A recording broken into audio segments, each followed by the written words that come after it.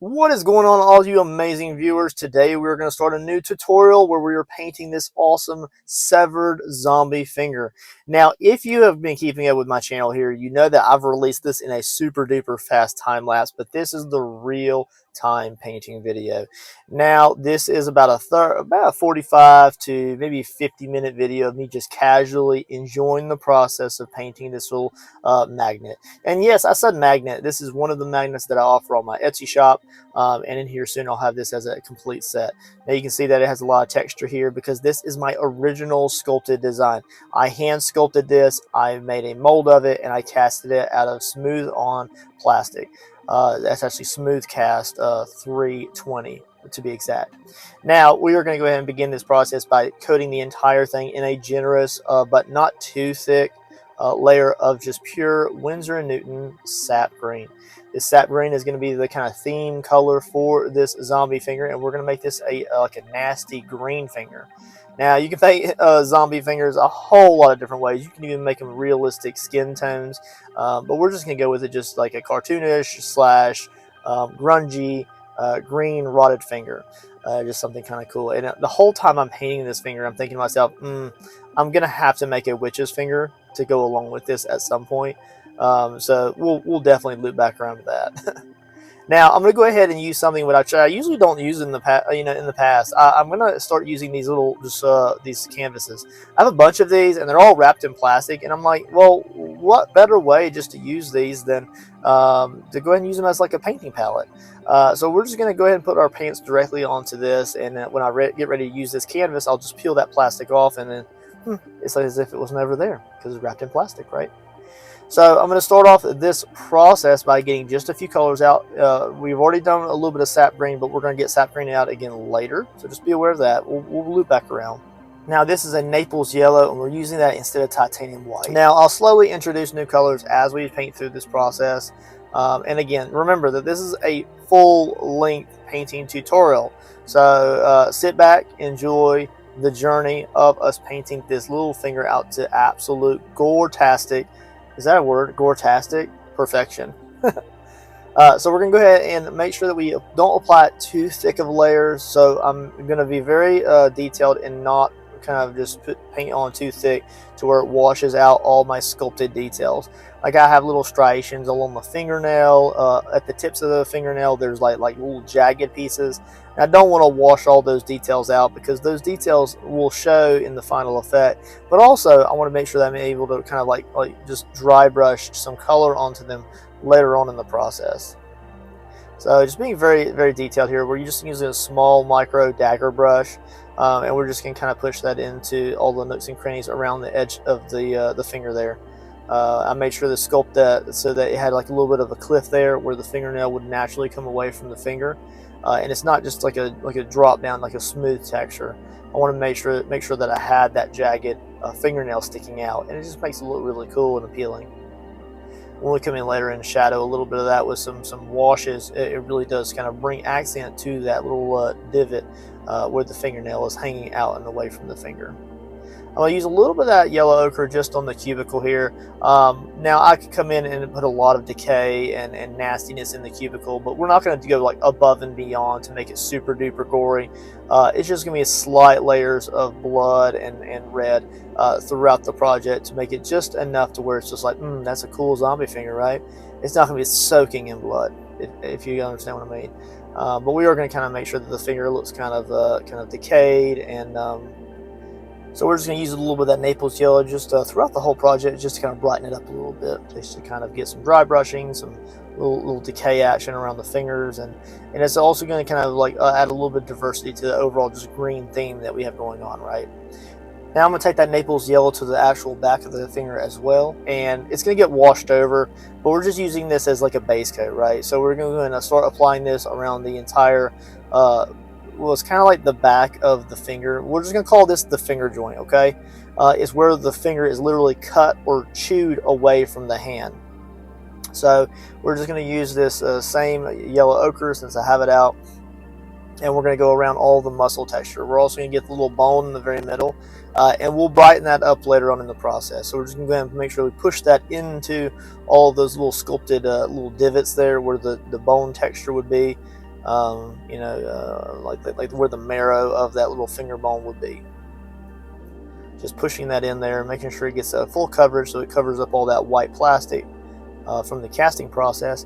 And then we will also continue this down during the cut line down the side here. So this is where the bone continues down, and it will have meat muscle texture all the way around this.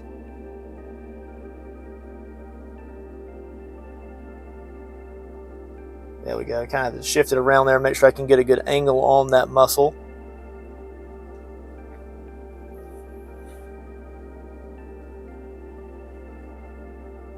Just pulling that paint. I'm just being very methodical. I know I'm going to paint cover up a lot of these muscle layers with red, like tones and pinks, to give us that realistic different layers of muscle texture around the actual bone itself.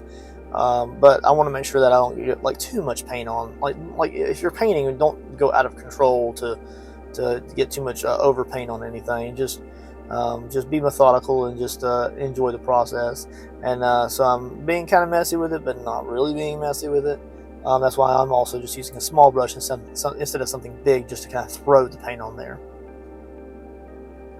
You also notice there I'm using the side of my brush quite a bit because I just want to be very controlled about how much paint I use to kind of push into all of those sculpted details.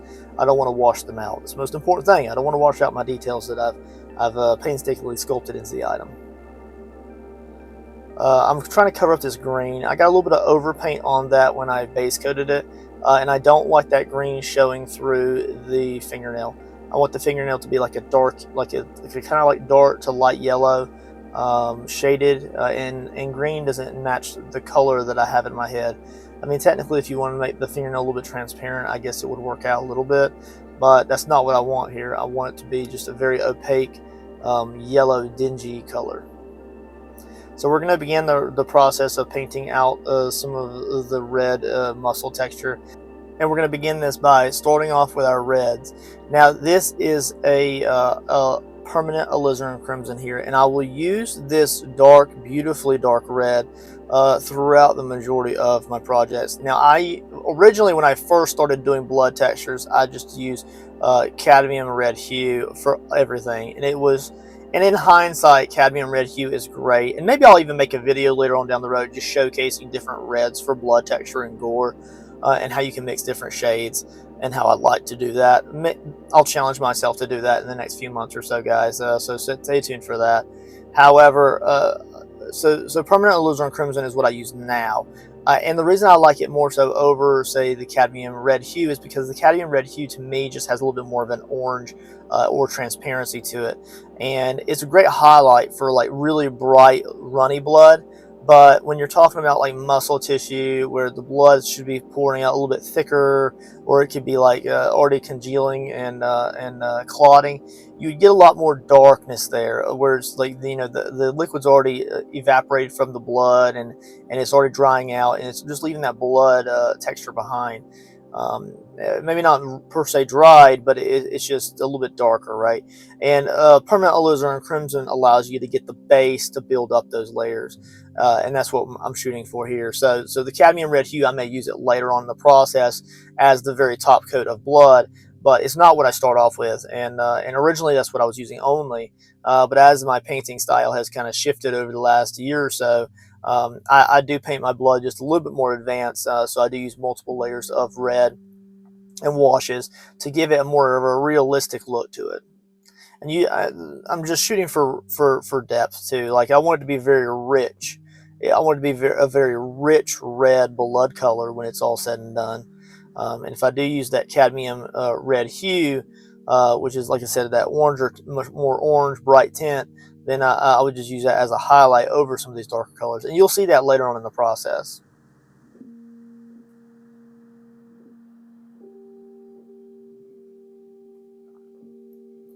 Just making sure that I kind of pushed it down into all these nooks and crannies where I sculpted like the layers of the meat texture as it goes around. And I have a small lip here over all sides here, so there's a little bit of a peeled back effect. And we'll come back later and we'll give that peeled back skin its own texture throughout the process. I'm also going to start to introduce a little bit of water into this, and we're going to kind of thin it out. And I'm going to go around the cuticle here where I have that like little jagged drop down onto the fingernail. And then we're going to go ahead and push some of that blood into the crevices here. And we're going to let the water help that paint settle in. And also will thin it out a little bit. So if you take your finger and you just kind of rub it against it, whatever's just riding on top of those divots and those creases will just be wiped away. So we're just going to use this just sparingly, just to get us a base coat of some watered down red paint here. And this is going to give the simulation that maybe this zombie, before he lost his finger, was truly like digging into like a corpse, or not a corpse because he's not a ghoul, maybe digging into like a live person, or maybe just got like he was at the back of the pack and maybe just got a little sliver of something, but then something happened. Maybe another zombie like got a hold of him and bit his finger off inadvertently, because he's like, well, it's just the feeding frenzy, and like, well, fingers get lost sometimes, buddy. Should have kept your fingers out of my mouth, Bob. So using my finger there, I'm wiping a little bit of that off. I don't want to be too overpowering, but even then I apply some water to my finger, and I actually got too much red watered down paint on the fingernail. I don't want that much there. It's got to go. It's got to go. So I'm just going to use a little bit of water on my brush to kind of remove some of that. And again, we're not done with the fingernail. We'll come back with some more yellow ochres and some different colors later. But it's just, it's different. It's different.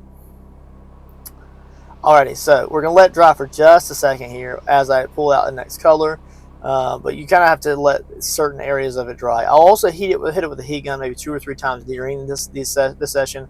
So just be aware that I'm going to be doing that also, just to kind of expedite things, move a little bit faster. And I really was excited about this. This is not going to a customer right away. This is my original design so that I could take pictures of it for my reference photos for Etsy. And I just wanted to make some content on it because it's the very first one that I painted. Of course, once it starts to gain popularity there on Etsy or my website, I'll be painting 1,000 of these. But because I do cast this now, it makes I don't have to hand sculpt each and every one of them. It makes the detail work like this just so much more enjoyable. And if I don't have to spend as much time like sculpting each one individually, but still get my design when I'm casting, it just means that I can put out more work and I can just take my time on it more so than I would have been able to if I'm making each one 100% from scratch.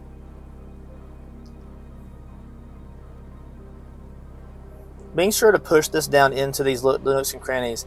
Now you can see that I did shifting to a different color here. Now this is not a red.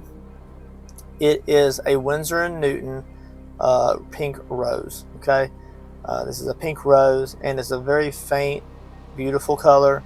It's very, I think it's opaque. I really do. If you lay it on, it's pretty opaque. But it's just a little bit more pink than what you're getting out of the reds that we've been using so far.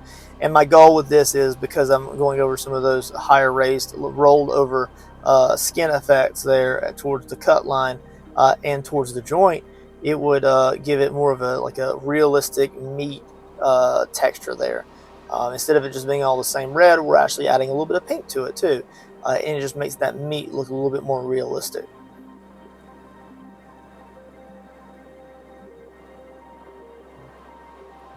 I'm just using this throughout, using the side of my brush there to kind of make sure that I'm not having to like super detail it. I'm letting the edge of the surface take the paint off as it wants to, and if I happen to leave like a large lip of paint on that little edge, then that's okay. I'm not really worried about it.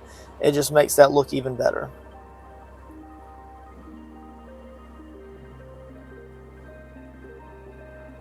So even at this point now, the blood texture in the meat is starting to brighten up quite a bit in contrast to that green, right? That green is very deep and very dark. It's a lot darker than it usually is. Sometimes it doesn't turn out that dark. But now, like I said, that's a sap green. If I used a hooker green or a phthalo green, it could be completely different as far as what color project we would get. Now this is that same permanent alizarin crimson and Naples yellow that I was using previously, and we're just kind of mixing that in with a little bit of pink rose to taste, and we're going to create just a nice little pinkish tone to paint around the outside edge of the bone, right? So like if this was chewed off or cut off for whatever reason, then as the blood would seep out away from the muscle tissue, it would like kind of cascade down and around the exterior or the end of the bone, and that bone texture would take on a little bit of that pigmented color, right? Or logically we would think it would. So I'm making sure that I kind of paint some pink around the exterior edges of the end of that bone where the joint would be, as well as in the recessed corners of the cutaway bone part that goes down the side of the finger itself. And I'm also going to reuse some of that Naples yellow, and I'm just going to kind of brighten that bone up a little bit because it got too much red on it, and it just looked out of place. I don't want to wash that bone out. I want it to be visible and I want it to look cool. So we're just going to kind of take our time with it, and if we paint something too much into one particular color, then we'll redo it.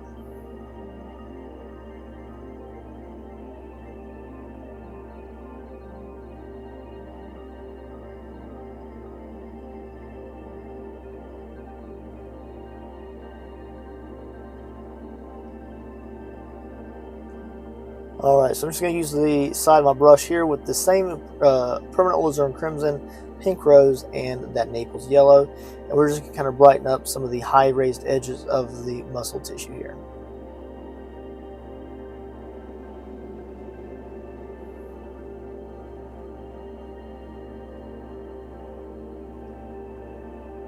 Reloading my brush there with a little bit of that pink rose and that Naples yellow. I really have fallen in love with Naples yellow as a replacement for titanium white. I just feel like it meets the needs for a lot more projects more so.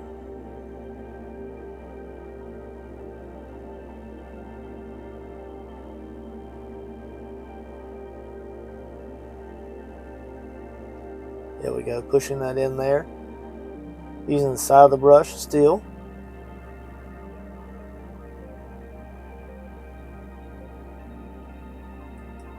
Look how relaxing this process is, guys, and that's what I hope to achieve with you guys when I do this member only type of tutorials. And yes, if you're watching this, thanks again for being a member on my YouTube channel. You really do mean a lot to me, and I want to hear from you guys. Let me know in the description what kind of projects you would like to see in the future. Are you interested in any large scale pieces of artwork or something small or medium? Let me know. I'm always looking to do new things, and if you want me to make something particular that you've seen in the past or something new, even if it's just like a video that you'd like to see on crafting, let me know and I'll see what I can do. Will you be my members here on the channel? You are my VIPs, and I want to try to make things specifically for you guys because you are showing the biggest support to me in my artistic journey, right? So you mean a lot to me, and I do appreciate you guys. And I also hope you guys are enjoying this nice laid back tutorial. And if you do paint out a zombie finger, make sure you post a picture of that on my community page. So super excited for that. There's a new feature that they opened up on YouTube. So if it's still here by the time I release this video to you guys, make sure you post a video or a picture of what yours looks like. Pretty cool. You know, a little bit of a dry brush here. Now we're using that same Naples yellow and the existing sap green, same colors we already had laid out, but we're just using the side of our brush, and we're just going to give it a gentle layer of dry brushing here. And then we'll immediately go into a dirty wash after this, which is pretty cool because dirty washes really do bring the project to life. Work that dry brush around there to the bottom of the finger. I've got a lot of texture on the bottom of that from where we sanded it down. Sometimes it has different textures depending on how the Dremel hits it, things like that, or the size of the magnets I have in it. Now in this situation, this one has 2 magnets set inside of it, and they, of course, the aim is casted around those for just better protection against like kids swallowing anything. There's a lot of rules when you sell magnets on Etsy or any kind of website that states that you can become liable for exposed magnets. And the way I design these, it takes longer to create them, but they're a lot more sound as far as the magnets not being visible. Now, could you go out and you could bust these open and get the magnets? Yeah, you probably could, but I mean, these things are in here though, so they're going to destroy the item completely before they get to the magnets. Pushing that existing dry brush around the outside edges of the skin texture.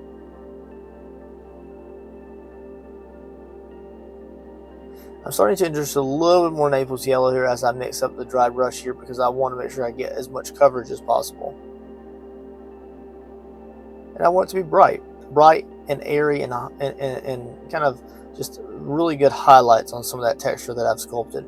And we're doing it now because here in a moment we're going to dinge it all out.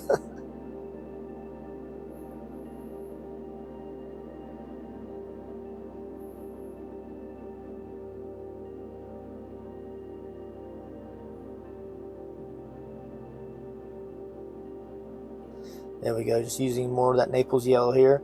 You can see how bright it's getting. It's getting a lot brighter than it was with that dark green.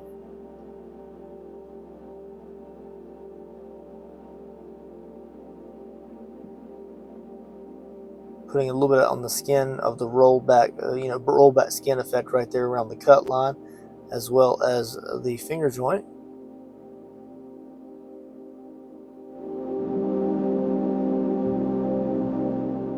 Alrighty, so with that pretty much dry brushed out to perfection. Now we're not going to dry brush a whole lot on the actual the skin and the blood texture in the fingernail. We're not going to do a whole lot of dry brushing there. We're going to let the washes do the job for that part of the project. Well, we could dry brush if we wanted to, but we're just not going to. Not for this one. Maybe another one. Maybe later. Now we're going to use this dirty wash here. Now this is a burnt umber that I'm beginning with here. Now this is a dirty wash. I mean, this is even more dirty than I usually use, because this is water that had been used for dirt flocking creations earlier on in the week. Now I do save a lot of those types of liquids for situations like this, because they've got dye, they're permeated with dyes and acrylic paints and things like that, and alcohol inks, and they're absolutely just nasty, but they have great color. It holds great color, and it evaporates pretty fast because of the rubbing alcohol, but it can reactivate your paint. So if you do add rubbing alcohol to your washes, just be aware it can pull up your paint a little bit if it's fresh paint. So just, you know, to taste, right? To taste. Normally, I'm just using $1 rounding ink.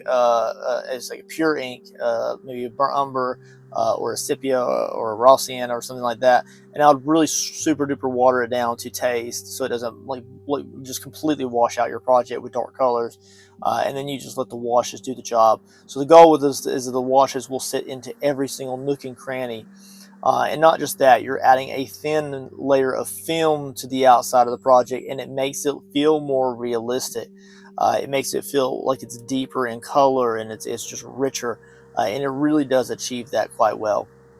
Kind of taking some of that color there, and I'm kind of patting that in because I want it to sit in some of those creased sculpt lines that I had created on the finger, and as well as around the meat of the finger, as far as the cut line and the bone texture, things like that. Now we're gonna come back in and do some highlights in the second half of the video here, so we're gonna kind of bring some of these colors back to life and more vibrancy to them. But the whole goal is that we're giving the overall unit the same kind of base coat, so it just feels like it's very unifying as far as a color theme.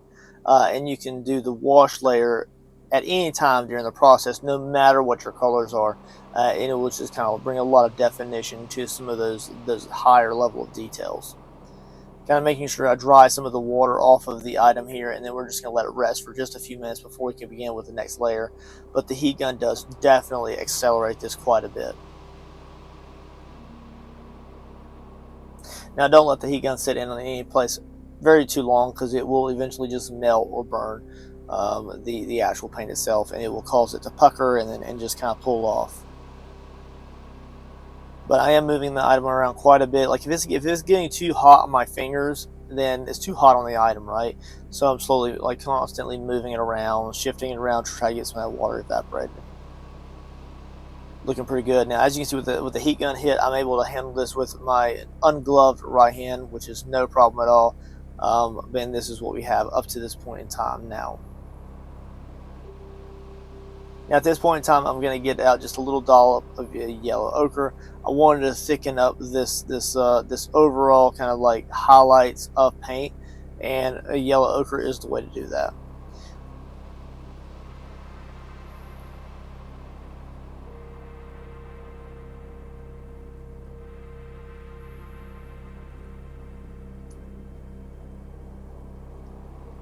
putting a little bit of that around the cuticle there.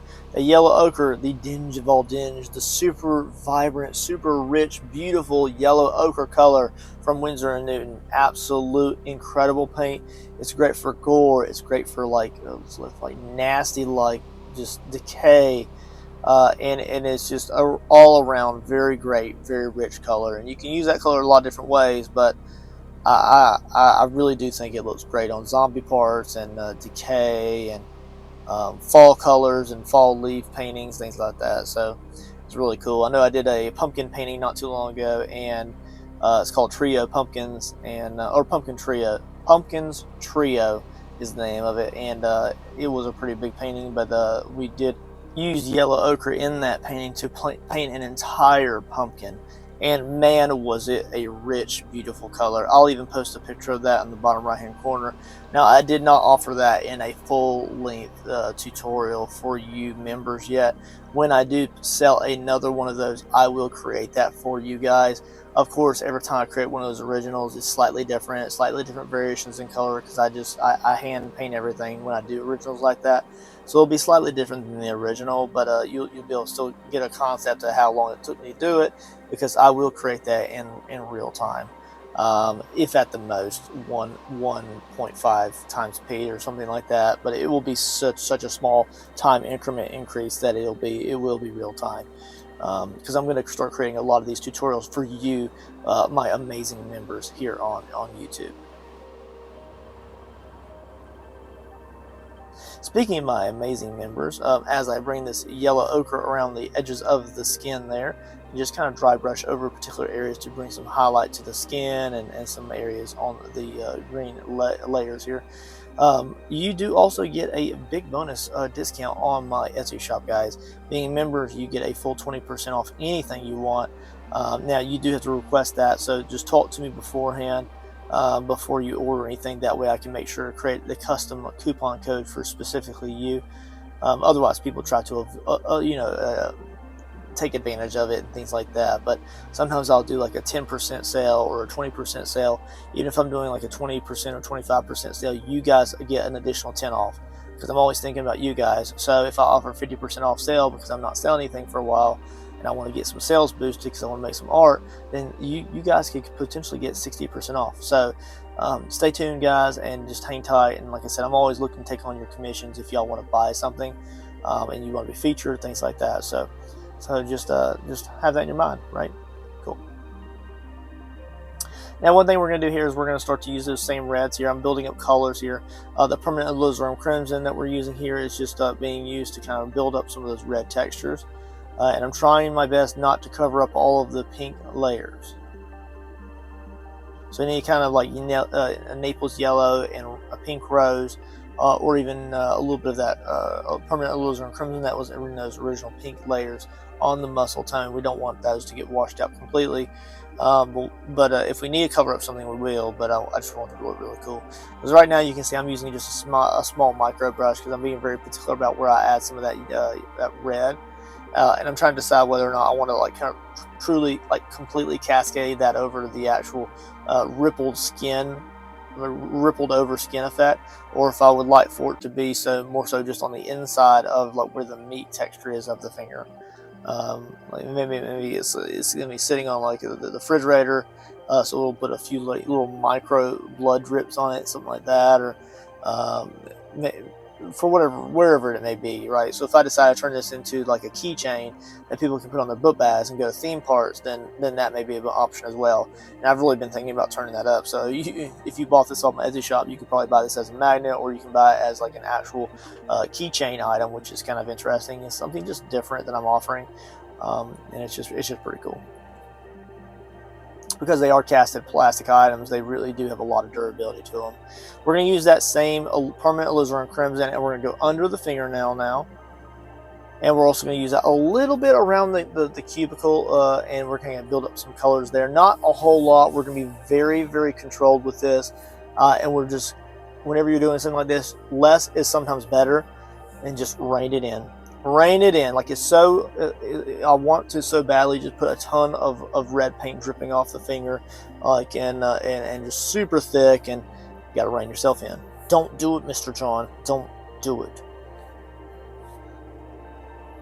pushing that into there. And I don't want to do too much, right? So we're just gonna kind of push that into the edge of the fingernail where maybe the zombie had been like scraping away at something, maybe like a body or maybe another zombie trying to gain access to some fresh flesh.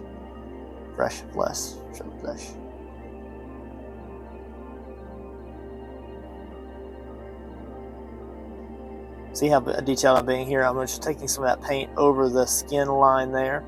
And we're just going to kind of bring that around that little edge where it could potentially be dripping down, and then we'll bring it down at a different angle so it'll feel like it's peeled back and then dripping off and away from the actual fingernail.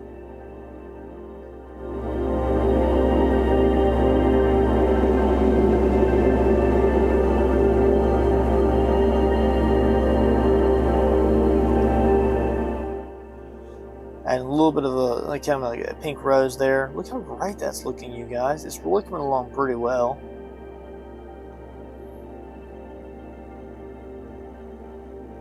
Looking really good. A little of that pink. It's that Naples yellow and pink rose combination.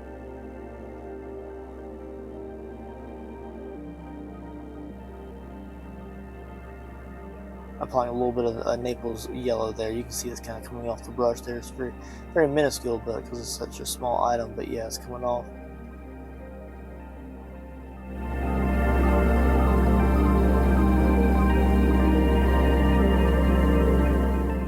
I'm doing the most I can to make sure that the inside portion or the marrow of the bone stays a little bit kind of lighter colored towards the Naples yellow. Again, we're not using titanium white at all in this project whatsoever. And if I can avoid titanium white here recently, I just do. I'm not saying I don't use titanium white for highlights and things. Sometimes when I'm going over the washes, I just feel like that when my paint palette does not have titanium white on it, I feel like my paintings are a lot more rich in color and they're a little bit deeper. And I'm not knocking titanium white. I do use it, guys, but I just feel like sometimes life is better without it. So right now I'm just using this little fine micro brush here. I'm going over some of those raised textures that we sculpted in with the pure Naples yellow, which is kind of thinned out, and it's looking really good. At this point, I'm inspecting the item to see how I overall like it, and we're going to go ahead and give it its next wash layer. Now, this is a pure sepia from Dollar and Ronnie ink. Absolute amazing color, but look how dark it is. It is so very dark, and if you don't wash it out with water, it will dominate your painting. So you just be very meticulous about where you put it, because it is a watered down wash. Well, it's actually an ink, an acrylic ink, but because it is like a wash, it really settles down into all the nooks and crannies. But if it's not thinned out a lot, sometimes it likes to settle just in big clumps and like little droplets. So you have to really control where you want it to sit in. See, I'm like pushing that into some of those creases where I've sculpted in some of those wrinkles around the fingertips, things like that. And we're just going ahead and using this fine brush here to kind of literally just brush it into some of these cracks and crannies where all these wrinkles are on this finger. So we'll go ahead and go over the fingernail a little bit, not too much. I don't want to overpower it and take away just the beautiful fingernail that I have now. Like, I think that it looks pretty good. So like, I'll wipe a little bit of that way and just leave a little smidge of that behind, like just the impression of the color behind. But otherwise, it's really darkening and bringing a lot of those smaller details out. And this is where you can also kind of use it in particular ways to draw your the attention or the eye to particular parts of the actual item that's fully finished. So you see, pushing it in some of those little lines on the cuticle there.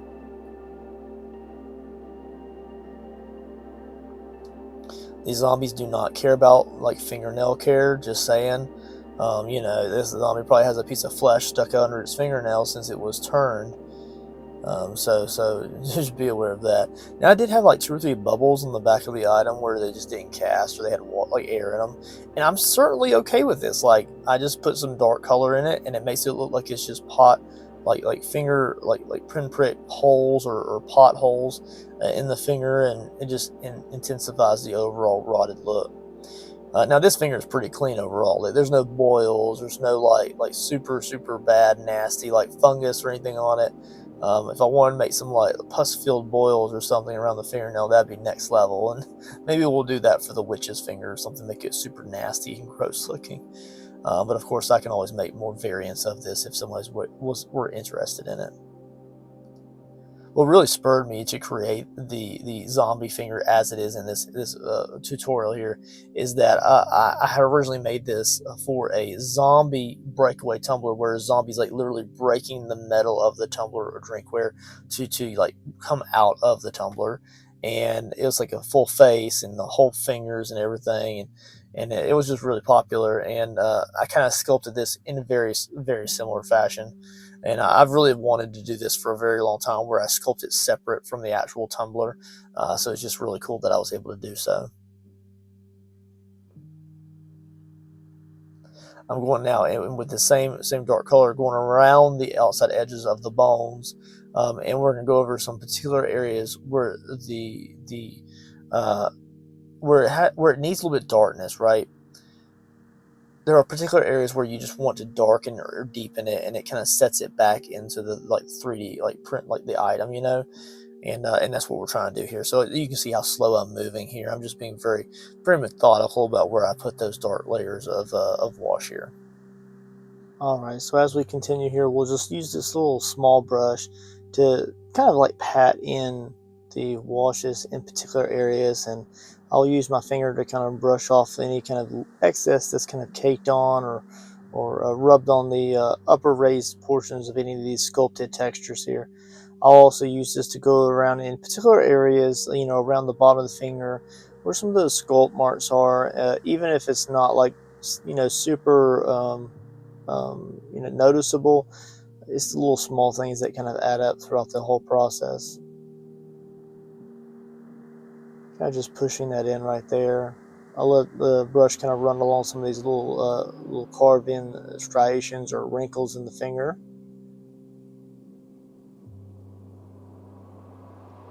And I'll just kind of rotate around and just continuously add this in until I'm really happy with how it is. Sometimes the more water you have in it, the easier it is to work with. But when I rub my finger across it, just kind of remove all that excess. It kind of does darken the surrounding area quite a bit. And you would just do this until you kind of get it the way that you would want to. It's just to taste. Some people would want theirs a lot darker. Some people would want them a little bit lighter. And the whole goal is just to create a lot of depth within the overall painted item that you're working with.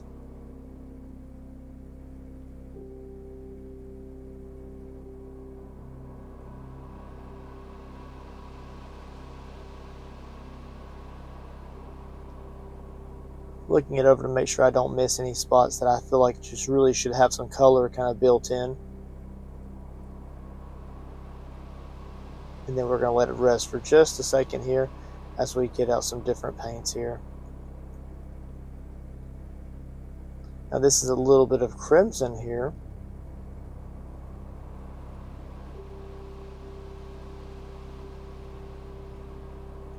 And we're going to mix a little bit of that existing wash sepia with that, and it's going to darken out that red quite a bit.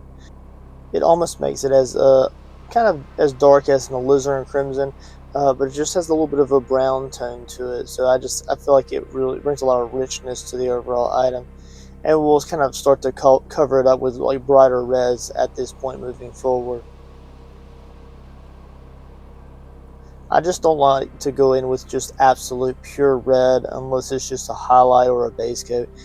Those mid-tones just need to have a lot of depth to them, so that we're going to introduce a little bit of the other colors throughout the process to make those reds look a little bit more realistic and blend well with the overall item that we are painting. Really making sure that kind of cakes in good right there around at least the rolled over skin segment. So being very meticulous here about where I put some of that blood, kind of like cascading that in and around the bone texture, so that way when somebody picks it up and looks at it, they can look and see that the bone does have a little bit of blood kind of seeping out and onto the actual kind of brown tan type of bone that we have here. Taking that around the edge of the tip of the bone there, or the cutaway segment at the joint. We don't want too much blood on the middle because I want to have a little bit of like a bone marrow type of look to it. So sometimes I'll brighten the inside of the bone just a little bit more.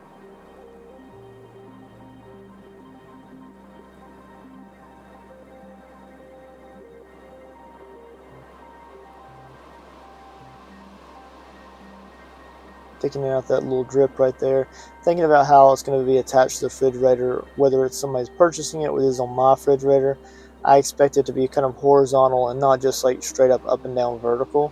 So the drips coming off those cut, peeled back skin layers would be dripping down, horizontally downward towards the ground.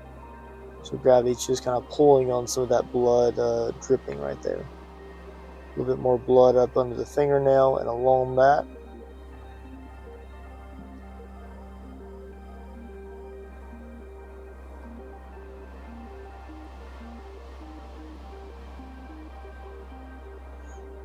As you can see, this is just very meticulous. So this is at the point in the project where you're just really taking your time.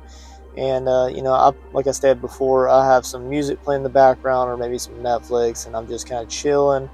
I'm not working on anything else right now. I don't have any epoxy setting up or anything. So it's just me in this simplistic item, and we're just enjoying the painting process. I'm recording this in a laid-back fashion from one angle, so it just really allows me to kind of break down and focus on what I'm working on at the time, and then I'll put all the content together after the fact. So I know I'm not doing a ton of camera shifts or zooming in and out here, but like I said, I'm just focusing on what I'm doing here in the studio, and then y'all are just along for the ride. So I hope you're enjoying the journey and enjoying the painting process. And if you are following along and painting a zombie finger of your own, then all for it. I do also sell these as paintables to my members. Super exciting. And I actually started that not too long ago. So if you were interested in one of these to paint along with one of these tutorials, you can definitely reach out to me. And I do sell these at a really great price to my members, so they can follow along and paint them in their own styles. So once you acquire one of these little paintables from me, then you can just purchase the paints and paint along.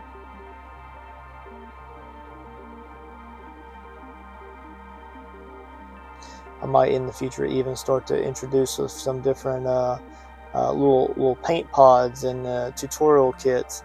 I think that would be kind of appealing to a lot of people, so they can just kind of order the paintable or the magnet from me. They would receive it in a bleached out white, and then they can just detail paint it however they see fit, and then they can just hang it on the refrigerator, which would be pretty cool. Using a little bit of that dark wash again here. I just felt like there needed to be a break line between the fingernail and the skin at the tip of the finger. So we're going to go ahead and darken that out just a little bit more.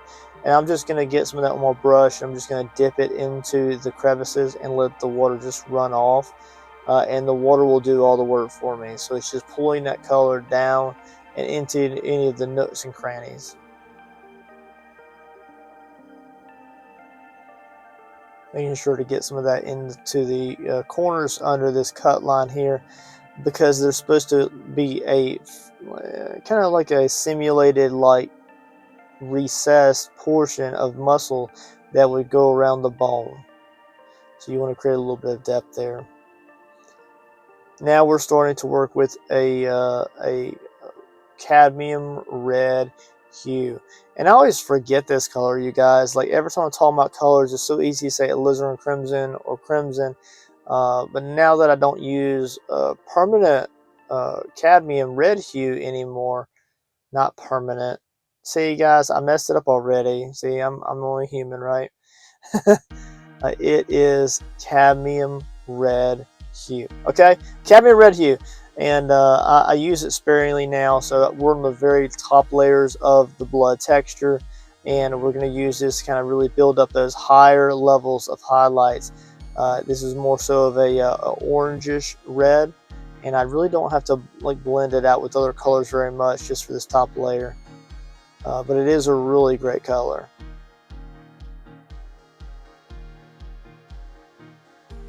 With it going over some of these existing colors, it really does just bring them out a little bit more and makes them a little bit noticeable.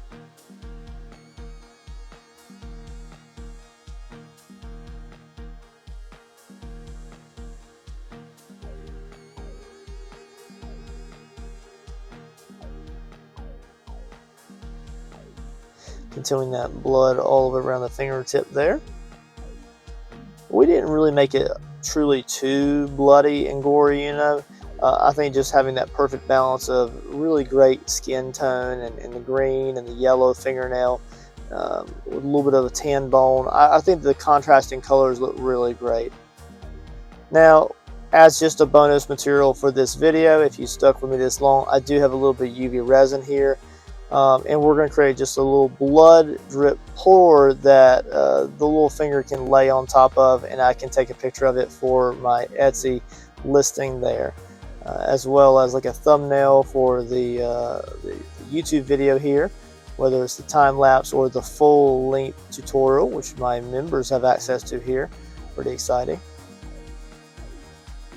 And I'm really liking it. Now, I have already clear coated this, same as all the other magnets, with a 2x Rust-Oleum clear coat on both sides, and I just let that dry outside, let it cure up a little bit, and then I brought it back in for us to work on it with the UV resin. I do believe that I'm going to offer one of these in like a blood drip. So for instance, I could do like a UV blood drip and then have it like the item sitting down into that, and then it would just be a really cool effect, except for opposed from just sitting on the refrigerator, just the finger by itself. If I go ahead and add like a little bit of a blood drip, it's just kind of a different little abstract, you know, way of looking at it. And it would make it look like the blood is dripping down the refrigerator. Maybe. I think it'd be kind of cool. So we're just going to mix in a little bit of this crimson here into this, and we're just going to pour this out. And like I said, we're not going to put the finger into the wet UV resin today, but later on down the road we may do something similar. And I really just poured it out. It's the first time I've ever done like a little blood pour like this for this. Just I'm literally using it just to take pictures. So I just kind of threw it on my silicone mat here, and we're just going to let it cure up where it cures up. But by doing so, there's nothing in the way, and there's no dust or major particles on the silicone mat. We're just going to go ahead and break out the UV light and then let this cure up. Now you will notice here in a second when I pull it up, there's an exposed kind of uncured spot on the back. And I'll just come back in a later session and just apply another layer of UV resin to the bottom, and then can I cure it again from a different angle. The only reason it didn't cure all the way through it is because the blood or the acrylic paint that we're adding to the UV resin makes it too opaque for the UV light to get all the way through the item in a good enough way to cure the UV resin on the bottom properly. So you kind of have to peel it up, clean up the station, flip it over, apply a little bit more UV resin, and then do another cure from the other angle. Sometimes that happens, but as long as it's not making contact on the other side with a piece of art that we just can't do that on, in this situation we can flip it over and just cook it from the other side, and it's fine and it's ready to go. So there's some techniques and things. Here it is, like I said it before, you can kind of peel it up and you can kind of see what I mean.